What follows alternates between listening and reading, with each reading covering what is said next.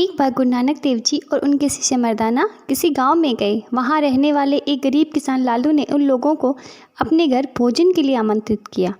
गुरु नानक देव जी और उनके शिष्य मर्दाना जब उसके घर भोजन करने पहुंचे तो उस किसान ने भोजन के दौरान अपने सामर्थ्य के अनुसार रोटी और साग परोसा।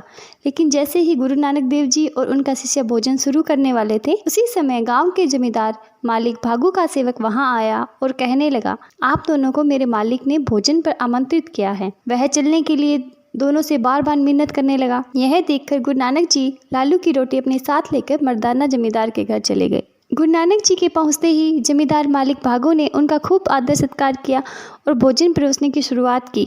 भोजन के दौरान जमींदार ने दोनों के सामने कई तरह के पकवान रखे, लेकिन दोनों ने भोजन करने की शुरुआत नहीं की। इस पर जमींदार ने गुरु नानक जी से पूछा, आप मेरे निमंत्रण पर आने में इतना संकोच क्यों कर रहे थे और अब भोजन करने में संकोच कर रहे हैं?